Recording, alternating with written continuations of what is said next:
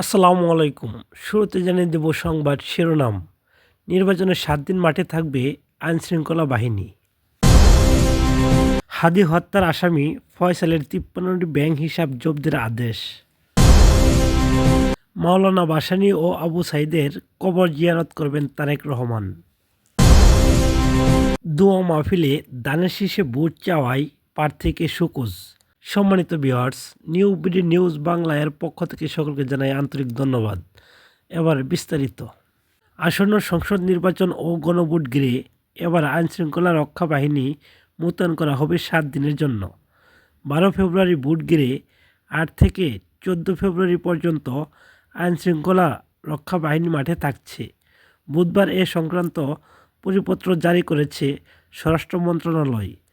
স্বরাষ্ট্র মন্ত্রণালয়ের পরিপত্রে বলা হয়, ভোটের ৪ দিন আগে, ভোটের দিন ও ভোটের পরের ২ দিন ৮ ফেব্রুয়ারি থেকে ১৪ ফেব্রুয়ারি পর্যন্ত আইনশৃঙ্খলা রক্ষা বাহিনী মাঠে থাকবে। প্রাথমিক সভায় প্রত্যেক ভোট কেন্দ্রে আইনশৃঙ্খলা রক্ষা বাহিনী ১৩ থেকে ১৮ জন সদস্য রাখার পরিকল্পনার কথা জানানো হয়। আইনশৃঙ্খলা রক্ষা বাহিনীর ৭ লাখের বেশি সদস্য এবার ভোটের নিরাপত্তার দায়িত্ব পালন করবেন। ভোট কেন্দ্রের দায়িত্ব আনসার বিটিপি সদস্যদের সংখ্যা হবে ৫.৫ লাখের মতো। সশস্ত্র বাহিনীর সদস্য সংখ্যা ৯০,০০০-এর বেশি। এছাড়া পুলিশ, র্যাব, বিজিবি, কোস্টগার্ড থাকবে। ইনকিলাব মঞ্চের মুখপাত্র শরীফ ওসমান হাদিকে হত্যার ঘটনায় প্রধান অভিযুক্ত ফয়সাল করিম মাসুদের ৫৩টি ব্যাংক হিসাবে থাকা ৬৫,৫০,২৪৬ টাকা জব্দের আদেশ দিয়েছে আদালত। সিআইডির আবেদনের প্রেক্ষিতে বুধবার ৭ জানুয়ারি ঢাকা মহানগর দায়রা জজ মোহাম্মদ সাব্বির ফয়েজ এ আদেশ দেন। তদন্ত কর্মকর্তা সিআইডির উপপরিদর্শক আব্দুল লতিফ এসব ব্যাংক হিসাব ফি চেয়ে আবেদন করেন। আবেদনে বলা হয়, ঢাকার পুরানা পল্টনের বক্স কালভার্ট রোডে ইনকিলাব মঞ্চের মুখপাত্র শরীফ ওসমান বিন হাদিকে গুলি করে হত্যায় ঘটনার প্রধান অভিযুক্ত ফয়সাল করিম মাসুদ এবং তার সঙ্গে জড়িত অন্যান্য ব্যক্তি ও প্রতিষ্ঠানের বিরুদ্ধে মানি লন্ডারিং বিষয়ক অভিযোগের অনুসন্ধান চলছে। দেশের উত্তরাঞ্চলের ৯টি জেলা সফর করবেন বিএনপির ভারপ্রাপ্ত চেয়ারম্যান তারেক রহমান। ১১ জানুয়ারি এ সফর শুরু হবে এবং শেষ হবে ১৪ জানুয়ারি। বিএনপির ভারপ্রাপ্ত চেয়ারম্যানের এ সফরে মাওলানা আব্দুল হামিদ খান ভাসানী, আবু সাঈদ, নানি তৈয়বা মজুমদার সহ জুলাই ও দীর্ঘ গণতান্ত্রিক আন্দোলনে নিহতদের কবর জিয়ারত ও দোয়া মাহফিলে যোগ দিবেন। জুলাই আন্দোলনে আহত ও নিহতদের পরিবারের সাথে সৌজন্য সাক্ষাৎ করবেন।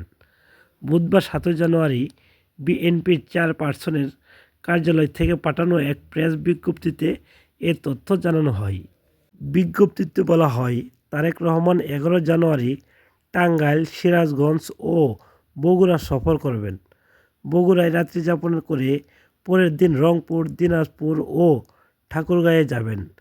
১৩ জানুয়ারি তিনি ঠাকুরগাঁও থেকে পঞ্চগড়, নীলফামারী ও লালমনিরহাটে যাবেন এবং রাত্রিযাপনের জন্য রংপুরে ফিরে আসবেন। তিনি ১৪ জানুয়ারি রংপুর থেকে বগুড়া হয়ে ঢাকায় ফিরে তার সফর শেষ করবেন।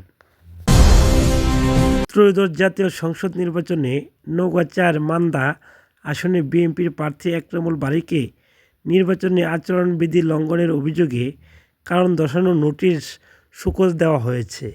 বুধবার এ আসনের নির্বাচনী অনুসন্ধান ও বিচারিক কমিটির চেয়ারম্যান নওগাঁর সিভিল জজ আদালতের বিচারক মোহাম্মদ শিমুল সরকার এই নোটিশ দেন।